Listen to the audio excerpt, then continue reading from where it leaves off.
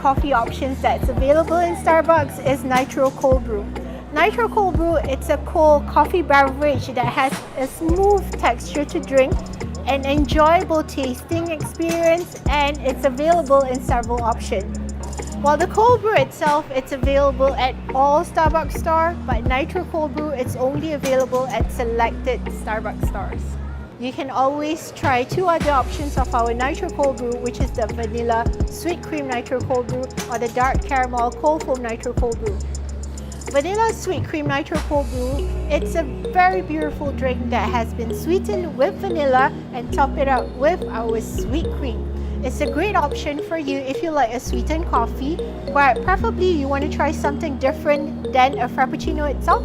Vanilla Sweet Cream Nitro Cold Brew would be your choice. Another coffee option that we have under the Nitro Cold Brew would be the Dark Caramel Cold Foam Nitro Cold Brew.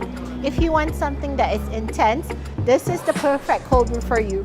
It's a Nitro Cold Brew that has been topped up with a dark caramel infused cold foam and garnish it with a coffee powder. Firstly, if you enjoy ice cold coffee, Nitro Cold Brew will be the best choice for you. The beverage is served chilled and cold and no ice is needed. As you can see, it runs from the tap itself. The beautiful cascading effect will actually add a sexy appeal into it. Thank you.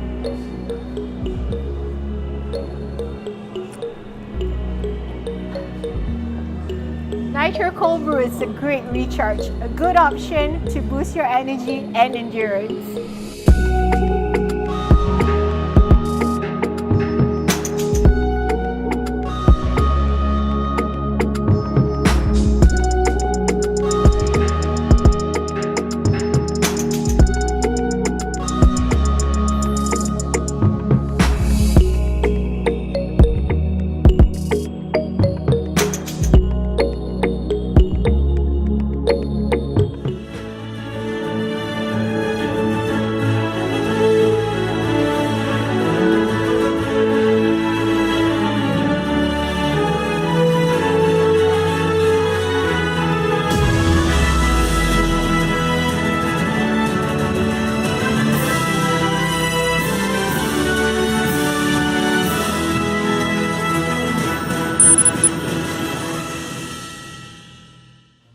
Salam sejahtera Malaysia.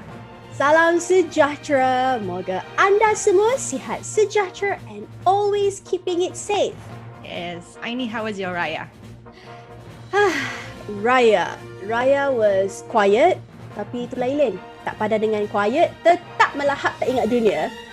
Does that mean you indulged way too much?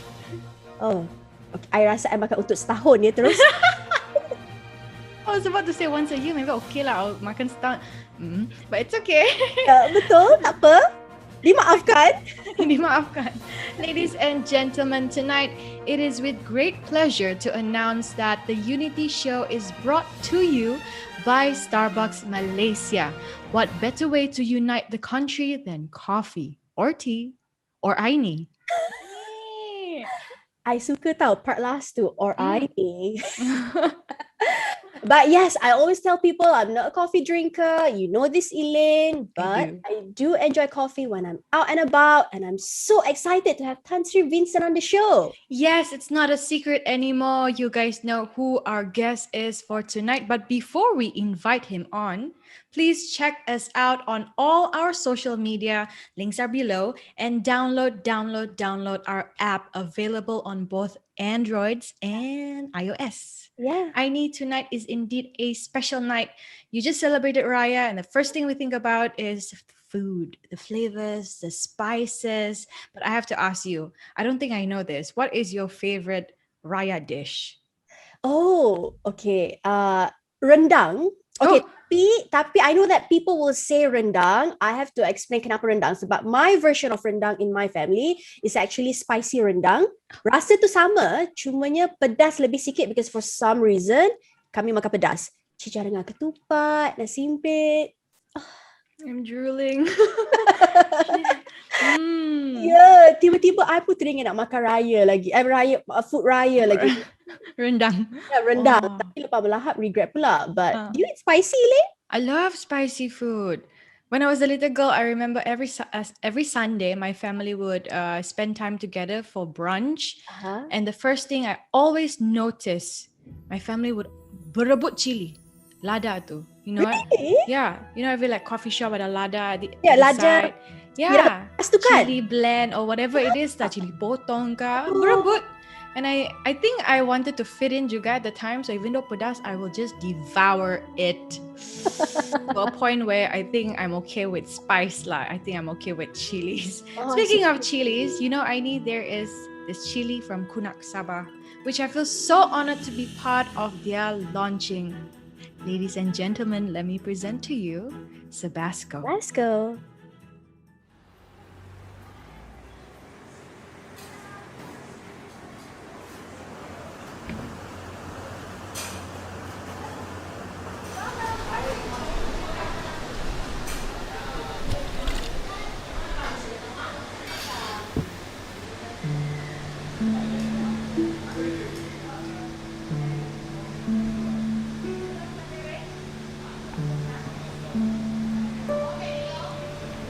So many memories.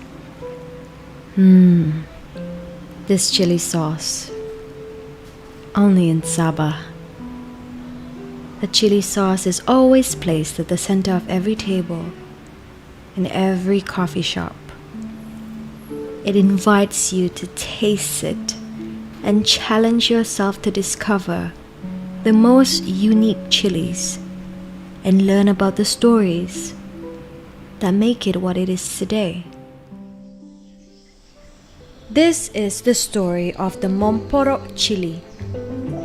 What is Montporo, you ask?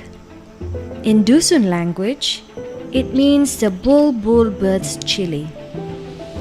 The local Dusun knowledge is that the spread of these chilies was assisted by bulbul birds. The birds are attracted to the chilies when it's red and ripe. They eat them and disperse the seeds all around their region of residence.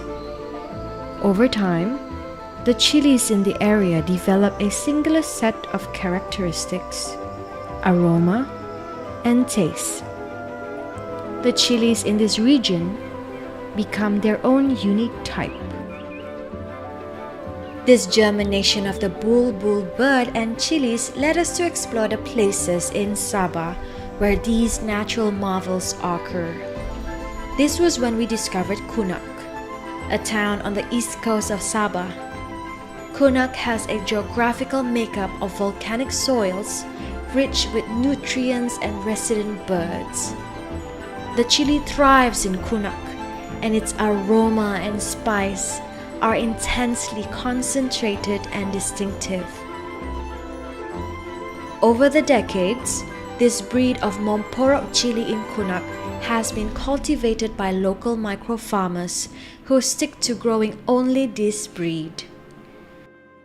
The farmers welcome time to nurture its chili fruits. It is not a rushed affair. The fruits are allowed a longer time to mature, with minimal intervention to spurt their growth. Due to this, the result is a much more concentrated fruit.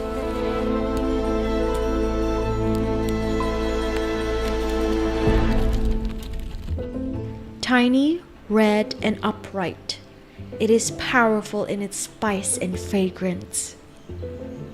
Its uniqueness surpasses mass-planted chilies in adjacent regions.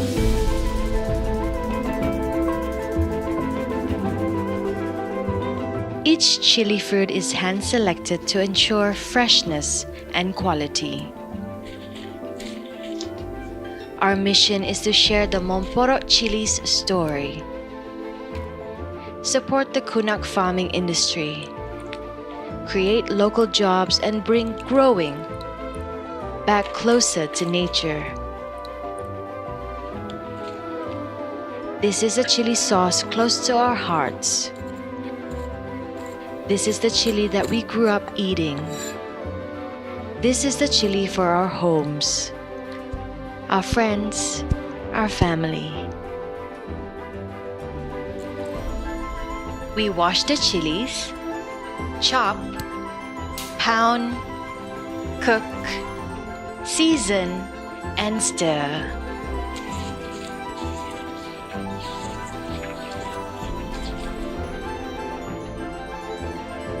Grown, nurtured, harvested, prepared and bottled locally. Ladies and gentlemen, let me present to you Sabah's original chili sauce, Sabasco.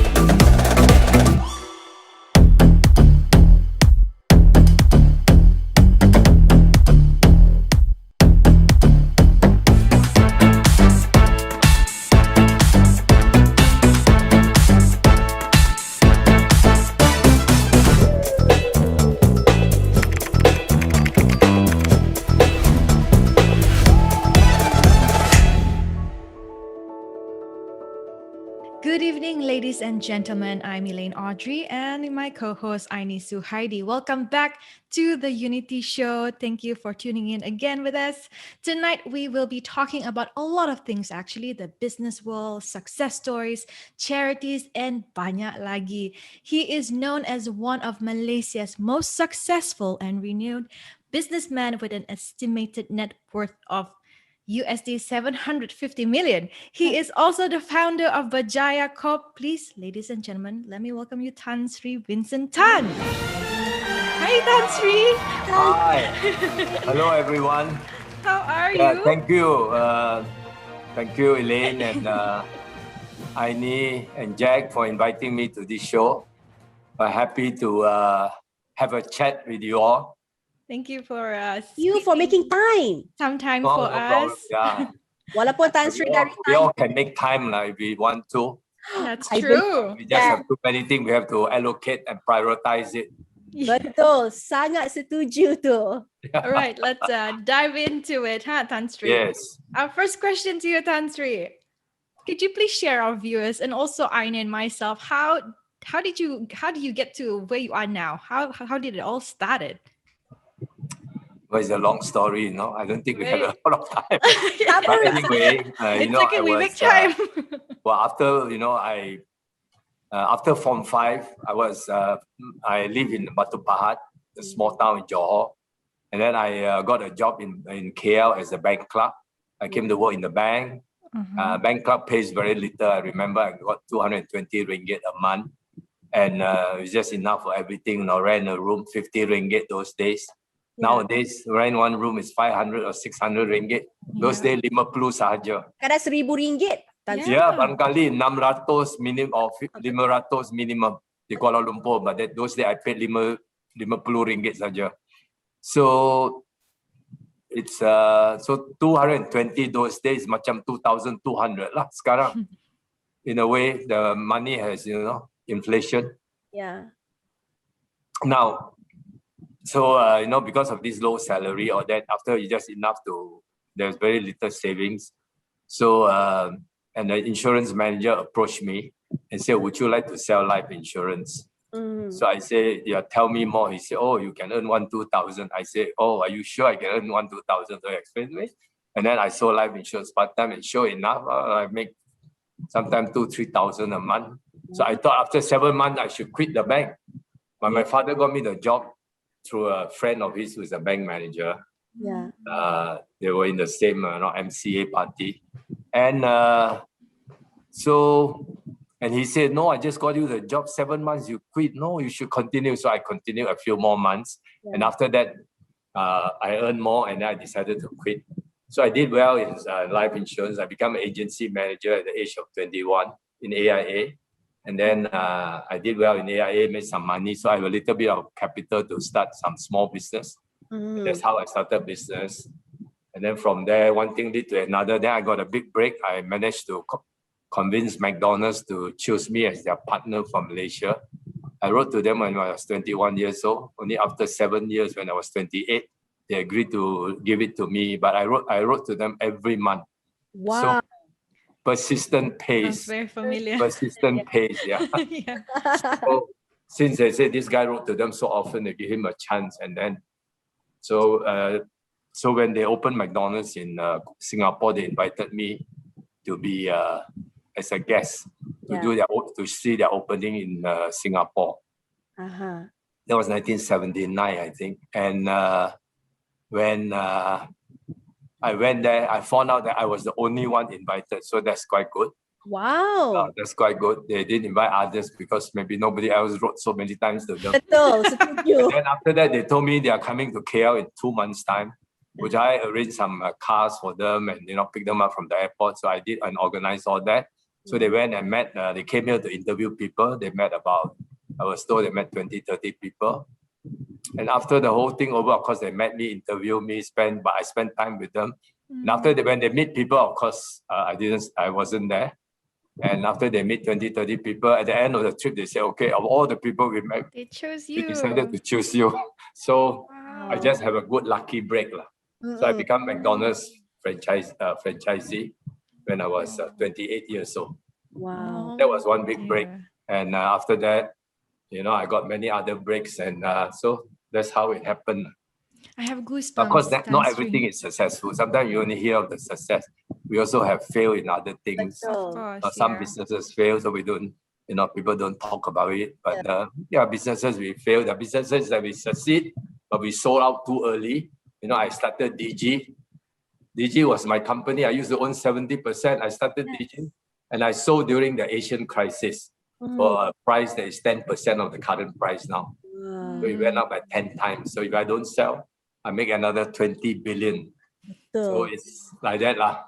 But no regrets. We sold at that time also. It helped to save me during the Asian crisis because we bought a lot of properties. During the Asian crisis in 1997, 98, property prices all dropped.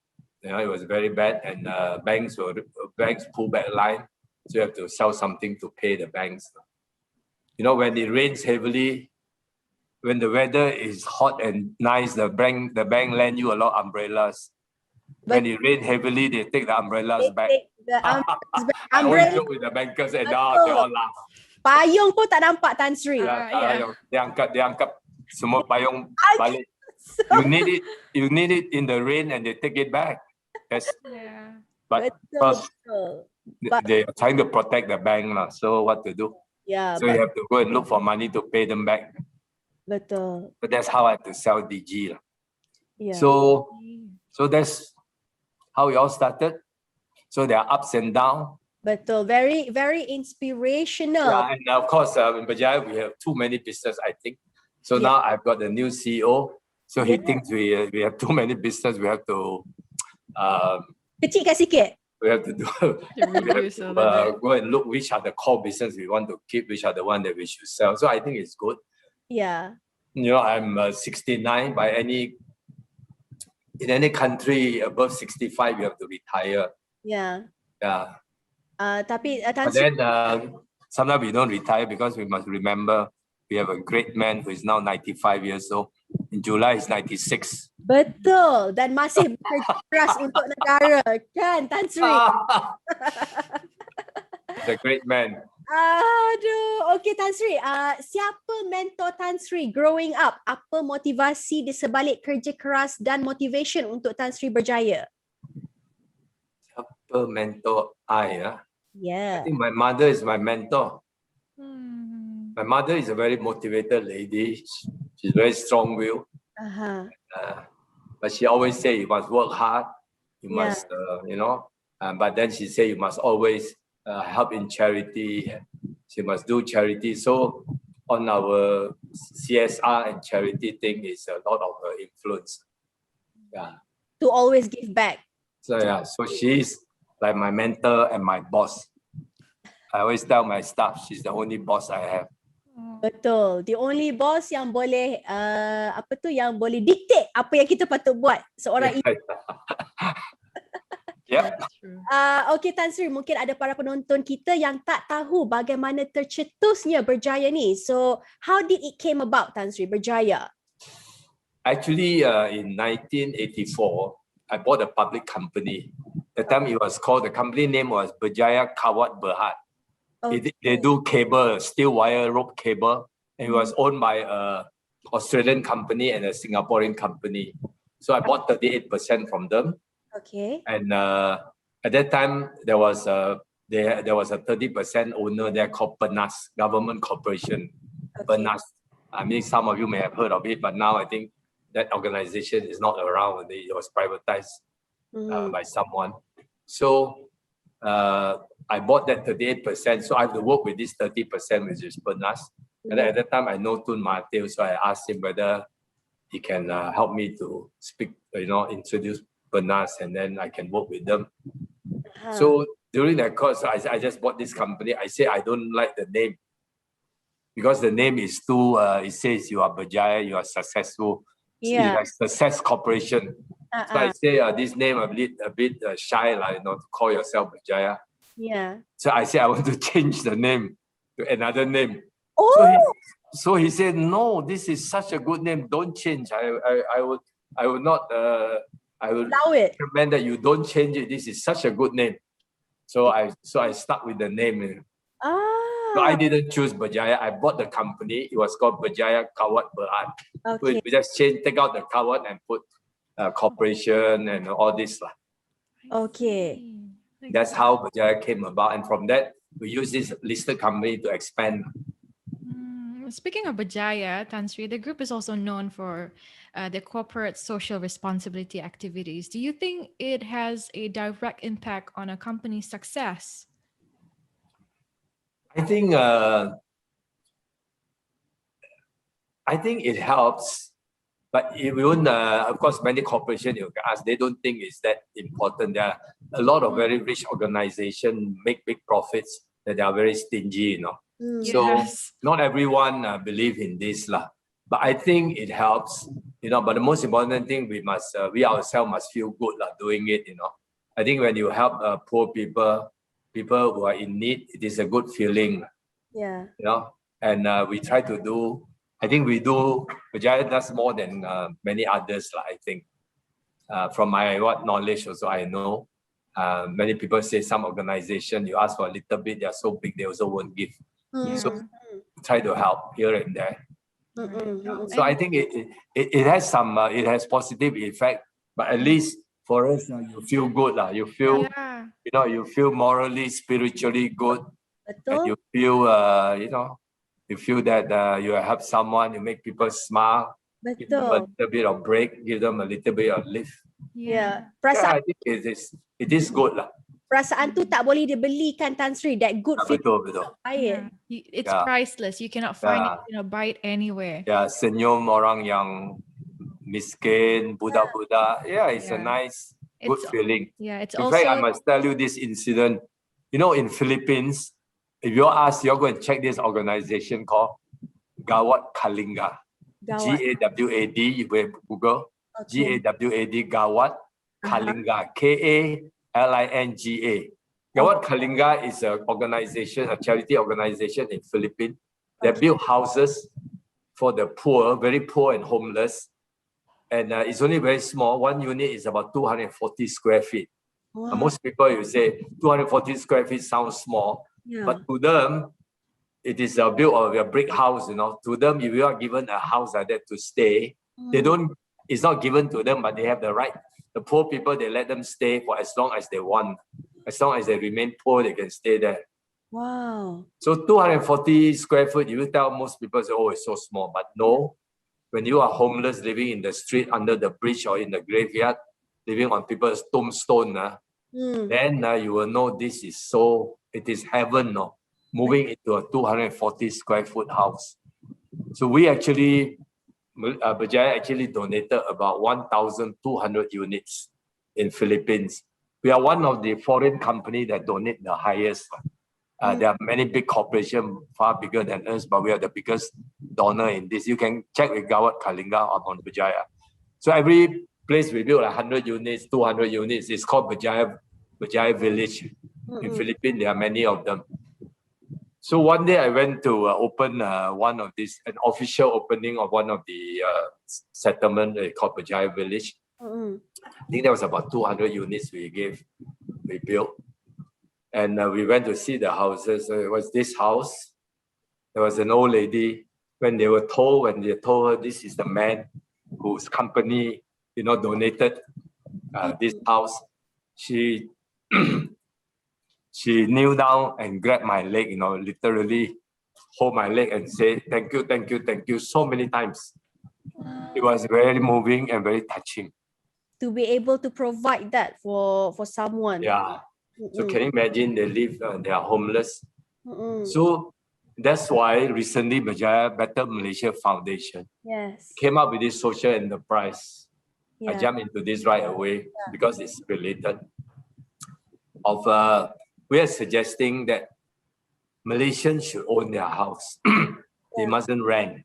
When you rent, while you're working, you have an income, it's okay. You lose your job, you have a problem paying your rent. Of course, people say, if you lose your job, you also have a problem in paying your installment. But let me come to that in a short while. But most important thing, if you rent a house, when you retire, you don't have income. Where do you go? You know where they will go? Parents' house. Unless they can balik kampong or this and that. Betul. No, if they are 60 years old, they retire, mana ada kampung, their parents dah meninggal. Betul. And the kampung house maybe sudah jual, tanah pun sudah jual. So where do they go? You know what? Many of them could be homeless. And that is what we said. We have to make sure, because in Malaysia, now the B40s, you check, even Sabah, everywhere you check. KL, almost 60 to 70% of B40s rent their house, rent the home where they are staying. Unless some who got government PPR home and those, but mostly are renting because they can't afford to buy. Betul. And the bank some banks loan 100%, but some don't. Some they loan 90%, some they loan even 70%. Now when they are, let's say in Klang Valley in KL, a low-cost house could be 200, 250 or 300,000, but mostly now it's about 300,000 is minimum.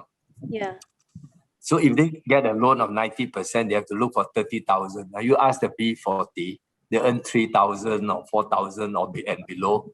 Where do they have savings? 30,000. Mana ada? Mana ada, betul? Betul. So they cannot afford to buy. So what they do, they all end up renting. And then sometimes because they need to rent more rooms for their family, 3 rooms or what, they rent far away. Many of them you check in Kuala Lumpur, they live 1 hour away from Kuala Lumpur. They come to work long way. Transport costs pun high. Tak termasuk traffic jam. Very stressful for them also. And they're on a motorbike lah, but very stressful lah and dangerous. So that's why we say we must help Malaysians to own homes. And that's why we said the government should ask the bank to loan them 100%. This is what we say. And we also say the bank is reluctant to lend them 100%. So we propose to the government should guarantee the loan from them. Then of course, we get a lot of reaction. We know we want to have this come out with this recommendation and let this be a debate. So there are people who are saying, our suggestion is not good. How can you ask people, okay, these are smart organization, full of clever people. They say, how can you ask people to, because we propose 2-generation loan. Google this 2-generation loan. Recently, there's a lot of exchange. Say 2-generation loan, they have to pay till they die, So they say it's a bad idea. Then they say their children take over, is saddled with that. That argument, they didn't think carefully. Now, so my answer is this. So you think they rent a house, they have to pay the loan until they die. Yeah. What about if they rent a house? Don't they have to rent until they die? Die. What's the difference? Yeah, yeah. But- You know what's the difference? The difference, you own a house, somebody help you to get 100% loan. So for example, listen to this, 300,000, you buy the house. You don't have to come up with any down payment. You move in Yeah. because you got 100% loan. Now, then let's say you take a 60 years loan. 60 years loan, you have to pay, we work out. We have the table when we release our press release. You have to pay about 800 ringgit, about 800 plus, close to 900 ringgit a month. Okay? Then we did an interview of 1,000, we do a census of 1,700 people who rent houses, find out what is their renter in Kuala Lumpur. Yeah. It ranges from 600 ringgit to one room or 500-600 to one room, to those some who got 3-bedroom and whatnot, up to even 1,500. Betul. So we use 900. So we say, okay, 900 is the median rental. Yeah. Say that in the the moderate one is about say 900 ringgit. 500 is low, 1,500 is too high. Yeah. So we say 900 ringgit. So we try to find them an installment plan that they only pay about 800 to 900. Yeah. So we say, okay, you can borrow 300,000. You can pay about 900,000, slightly less than 800 plus, by taking the loan 60 years. So 60 years means 2 generations. So okay, okay, you write down this.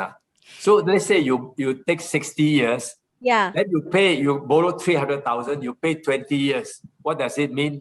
You have paid 1/3, 100,000 out of the 300,000. So because you paid 20 years. Now, at the end of 20 years, okay, now your house, because of inflation, let's say inflation, we say only 2.5%, but real inflation is more. And never mind, we use 2.5%. After 20 years, 2.5% some 20 years is 50%. So your house prices from 300,000 you buy, sekarang sudah appreciate by 50% is 450, 300 plus 150. Yeah. So 450. Now you still owe another 40 years, which is another 200,000. You paid 1/3 already. Yeah. So the 200,000 that you owe. So let's say after 20 years, you decide, okay, you retired.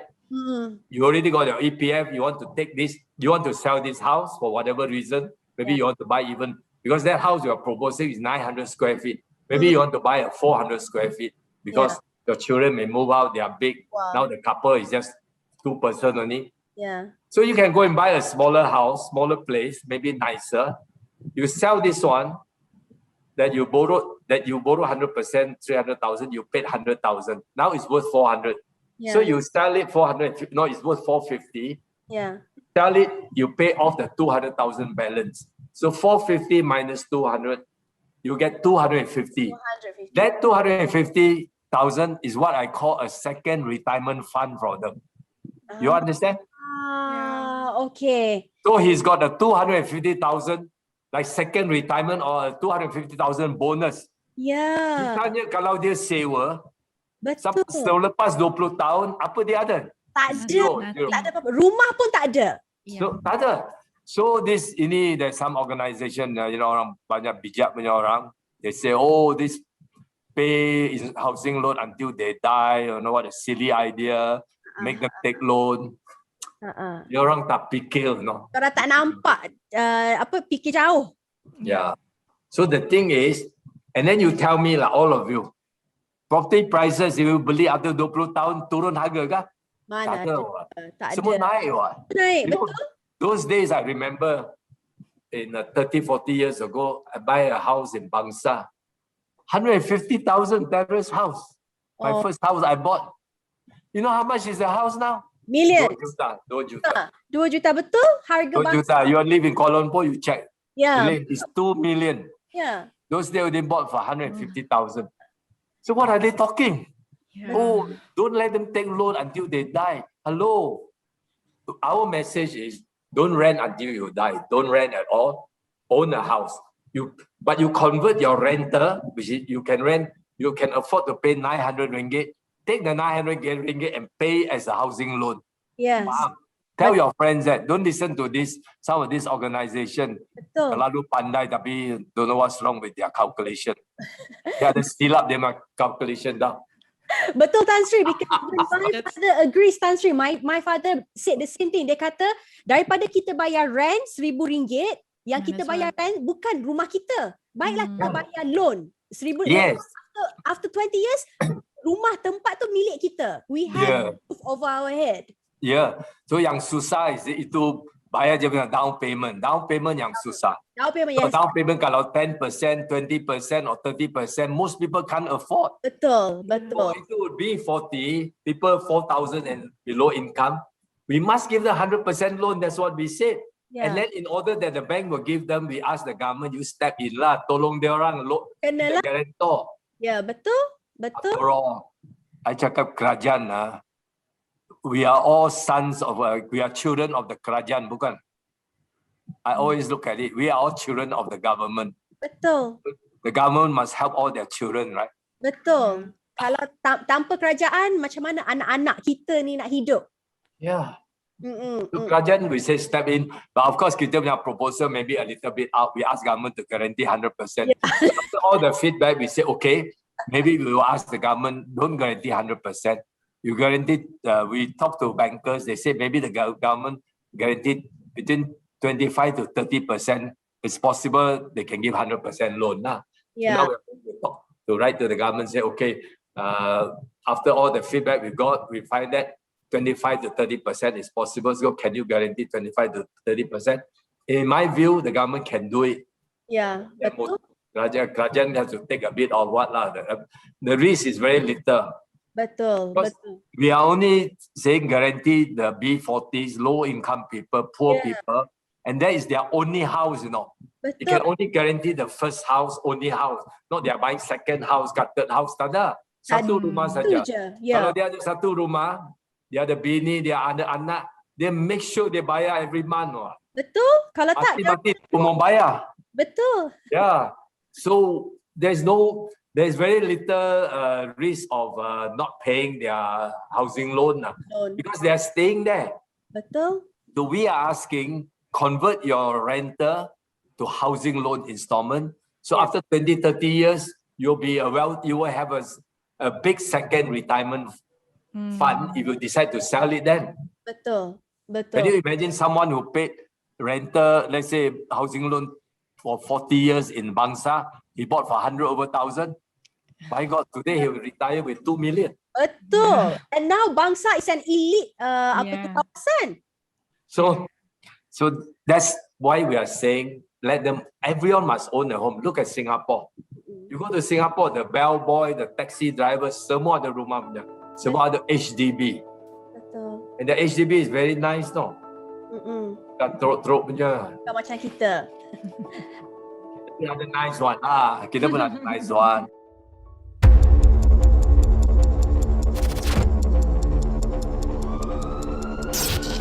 No justice! No peace!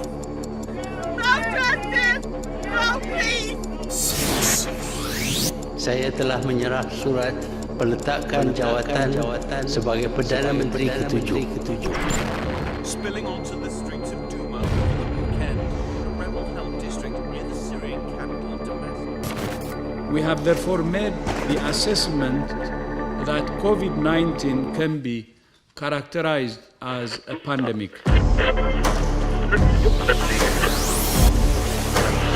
全市的公共交通、地铁、渡轮、乘客运机场还有火车站都暂停。 reported a 50% rise in the number of people who died of COVID-19.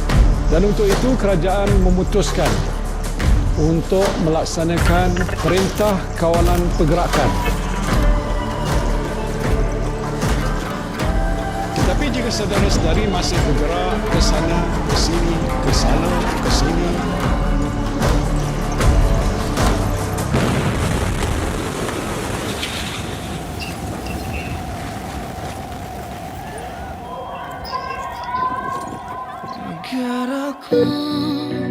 It's not about me, it's about what we can do together as one. Ku beri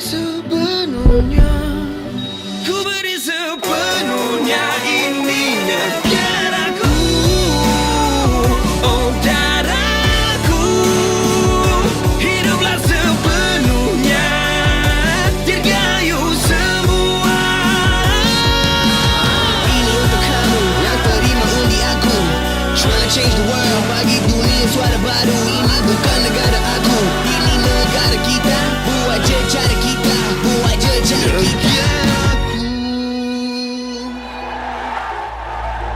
Aung San Suu Kyi even won a Nobel. Aung San Suu Kyi was kept under house arrest by the brutal military dictatorship.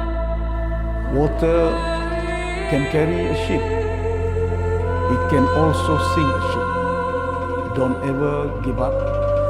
Never lose hope. News about the final moments of the helicopter flight that ended in tragedy for 9 people, including Kobe Bryant. I pledge to be a president who seeks not to divide, but unify. Los Angeles Lakers. Worried that TikTok's going to be banned in the United States. The 2020 Summer Olympics, now the latest major sports cancellation caused by the global COVID-19 pandemic.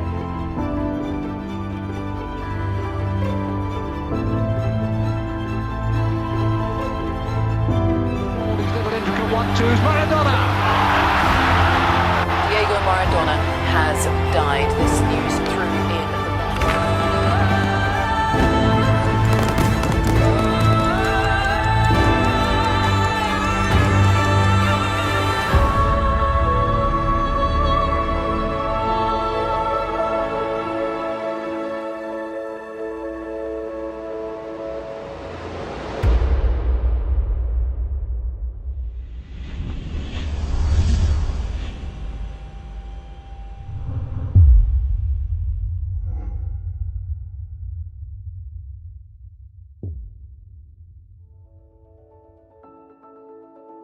I'm very curious. You know, kita ada banyak program-program di luar sana, but why this cause? Why do you fight for affordable housing homes? Why? Why is this so close to you? You know, The good feeling, you know. if we don't solve this housing problem for the B40s, Yeah. they all rent houses. You know, they rent for many, many years. You can check. Some of them have rent houses for 10, 15, 20 years. I tell you what, when they retire, we're going to have serious problem with homelessness, you know. If they cannot get a proper job and they have what, they will just be living in the streets. Yeah. We have seen newspaper, even Malaysia have come out recent, 2 months ago, there was a big write-up of an Indian couple with 2 or 3 kids, and every day he goes around, they all sleep in the car. He's got one old car, sleep in the car, and then he goes to a public toilet to wash up and this and that. And then when the plight was mentioned by the Star newspaper, suddenly the state government decided to give him an apartment to use. Yeah. But if the Star never highlight this, he will be doing this. But there are so many people out there, how many can the Star highlight? Can every day highlight one person? Betul. So it will be a serious problem if we don't do something about it. No. You know, if we want our country to be a nice country, you don't want to have too many homeless people in the street. That create bad impression for tourism. That create also, you know, problems of crime. You know, crime may go up. When people are homeless means they are poor. Yeah. You know, if they cannot get enough money, they may resort to crime. I'm not saying poor people resort to crime, but if they have no choice, what do they do? The last resort. Yeah, they have to look for food, you know, and they're sleeping in the open and all this. So these are issues that we have to look at it now and try to, because if you look at it later, 10 years, 20 years, there'll be too many problems like this, too many people like this. And we should start looking at it now. Because charity is not only just giving food, helping a little bit here and there, but this is a charity that we think it is a good long-term solution for the low-income people. And we are not helping one person, we're helping a family. Every time they buy a apartment, whether 500, 600 or 800 or 900 square feet, they have a family living there. Yeah. So when the father lose his job, homeless, the whole family will have to be out in the streets. Yeah, that's true. Betul. So this is a serious problem. That's why we think, because I decided that this is something that we would like to take it on. And I got a few people and then we were discussing this for like more than a year. You know, a lot of young under B40s, young people just starting out to work, earn 2,000 or 1,000 plus. Betul. Yeah, this is a chance for them. If they can get 100% loan, they can move into a house without paying anything. Betul. You know, maybe they have to buy a bit of furniture. That also they can they can get some loan to buy a bit of furniture. Yeah. At least they can start off and don't have to rent. Yeah. Renting is not good for them. in the long term. Betul. Correct or not? Betul. Make the landlord rich only. Yes. Betul. But Tan Sri, you have a stable brands under your umbrella: 7-Eleven, Starbucks, McDonald's, and so many more. Which of these brands is most sentimental or closest to your heart today? A bit off from the topic earlier, Yeah. but Something balance, lighter. something lighter. Yeah.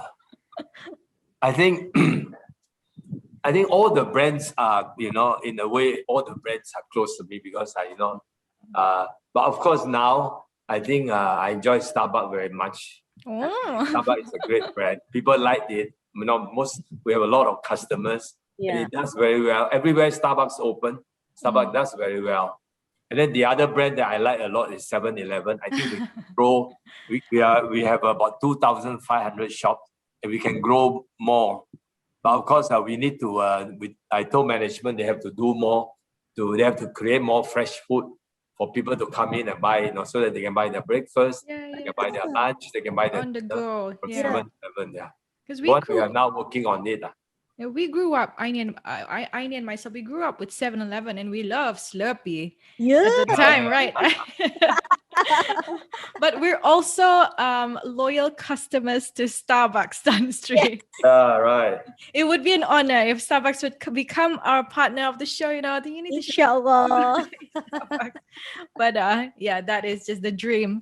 But going back to my question, with so many competitors out there, how does 7-Eleven remain relevant today? We still I think 7-Eleven has been in the business earlier. Actually, I didn't start it. In the year 2000, I bought 7-Eleven from the Anta Group. No? They were the owner, and we bought from them in the year 2000, which is now is about 20. Now it's 2021. It's 21 years ago. 21 years ago, I bought 7-Eleven. At the time, it was only about 140 shops, I think. So we grew it. Now it's about 2,500. So I did well with that. Those days, I paid 80 million to buy the company. And the company is worth about, you know, depending, if you want to sell to a foreigner now, they want to pay 3-4 billion. But we are keeping it. We are growing it. So 21 years ago, I paid 80 million. Sekarang it's worth about in the market, it's about 1.8 billion. So it has grown very big. It has I did very well with this investment. So we also did very well with Starbucks. Yeah. I also did well with McDonald's, but I sold McDonald's 10 years ago. Yes. Tapi bagaimana 7-Eleven boleh membantu lebih banyak pembekal-pembekal lokal di dalam F&B industry, Tan Sri?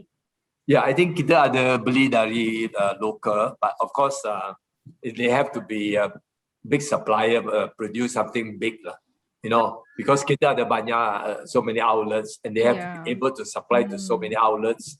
So it's we have usually we have to buy the famous brand, macam beli from Nestle, Gardenia. You have to have Pepsi, you know. All the brand are branded. But of course, once in a while, there are new brands. We also promote new brands. Okay. Jadi tak semestinya usahawan kecil lah mungkin local usahawan. Yeah, usahawan kecil pun boleh kalau barang itu, you know, we think is sesuai harga berpatutan. Ramai mau beli barang itu bolehlah kita we can take it.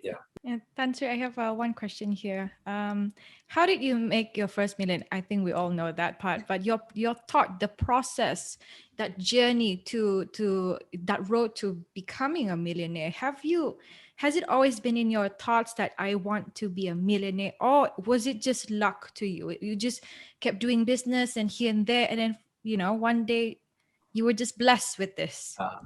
No, I think as I mentioned earlier, you know, I went into life insurance. So I did well. You know, there was a year that I made 200,000, 300,000. Those days it was big money. Those days it's enough money to take this money to do some small business. Yeah. So I thought I got to know friends who were doing very well importing second-hand cars from Japan, and I managed to get into that business. So we were importing second-hand cars from Japan. We were buying second-hand equipment from Japan, and that was one of my business those days. Of course, after a few years, we sold that business. We didn't continue with it. But that was with that business, you know, over a year you can make $1 million buying this, or sometimes make few 100,000. So that's how those are the early start lah.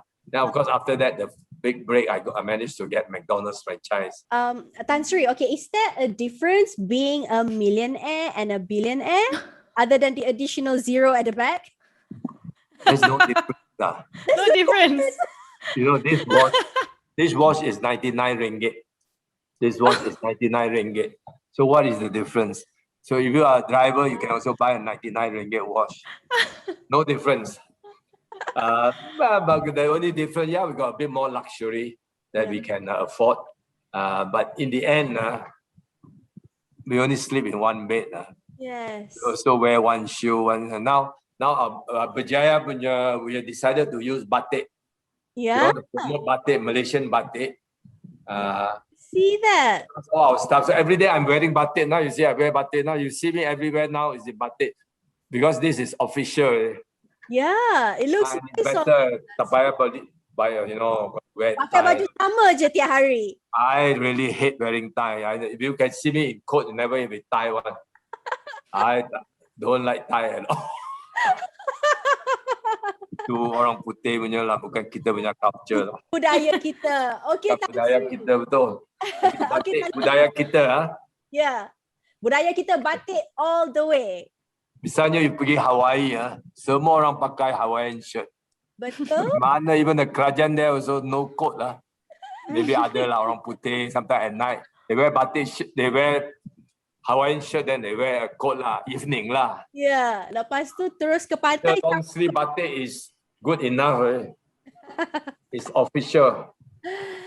Okay, Tan Sri, bagi anak-anak dan usahawan muda di luar sana, apa nasihat Tan Sri boleh berikan kepada mereka yang baru berjinak di dalam dunia perniagaan in these difficult times like pandemic right now?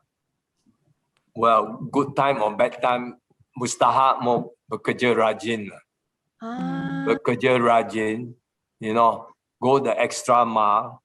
Yeah. You know, buat lebih dari orang. Misalnya kalau kerja untuk orang, pukul 5 semua orang mau balik, you balik lah. Pukul 7, 8, then your boss can see, wow, this guy is good. Then, but at the same time, you stay back longer, you learn more.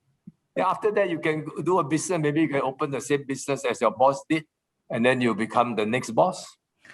So have to work hard lah.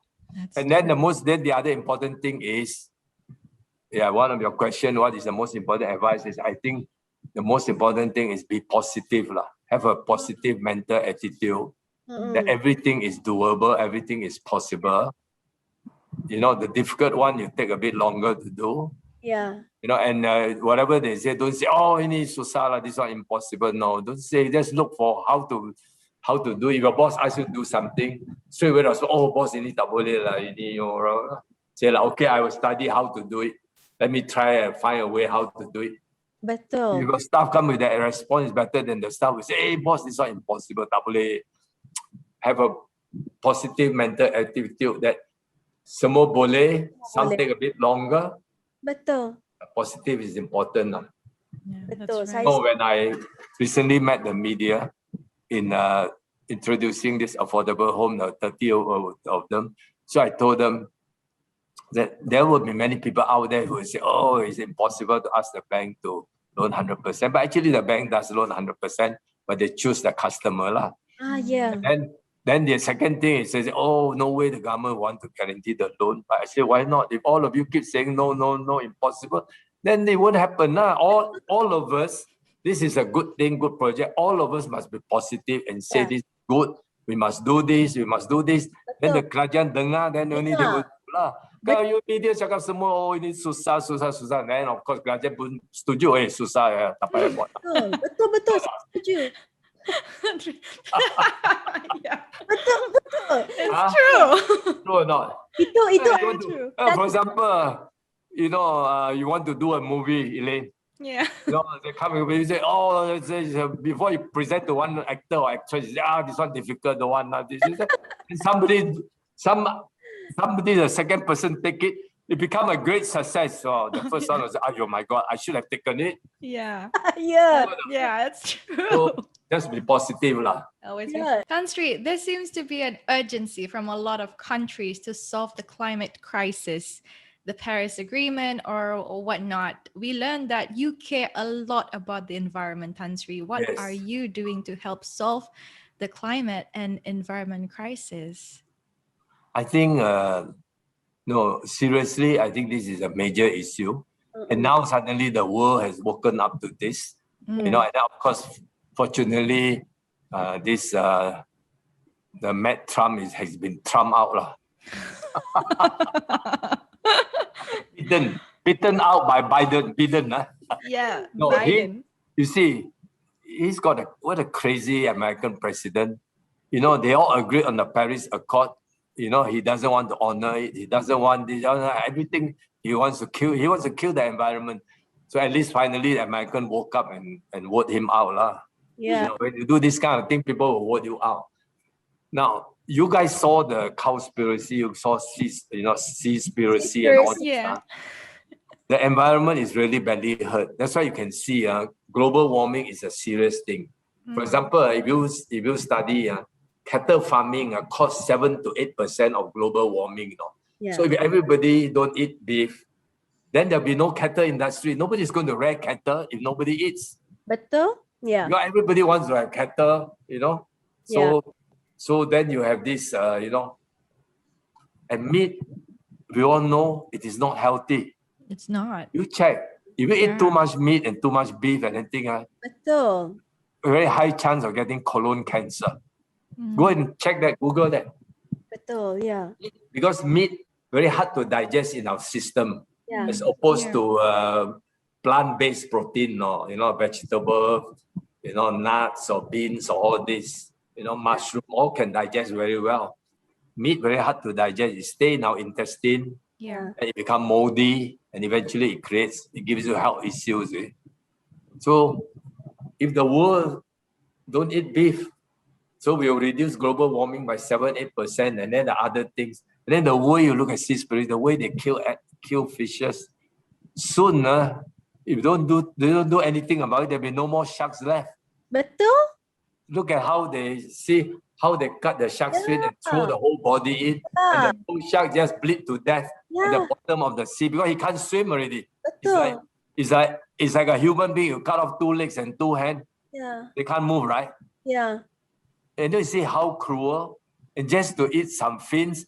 Now ask all these guys who like to eat shark's fin. Anyway, our hotel banned shark's fin 15 years ago. Betul. Long time ago, 20 years ago. I also don't believe in shark's fin. Well, I'm a scuba diver. You know, I think if you eat too much shark's fin, the shark can smell it also. So I said, why? What? You know, take shark's fin and see. Hey, Jack, don't believe it. Don't put any soup in it. Just take the raw shark's fin, eat and see. It's tasteless. How did they make it so nice? They put the sauce of this and they put chicken soup into the shark's fin. It's actually and they say not it tastes the good. fish. Rubbish lah.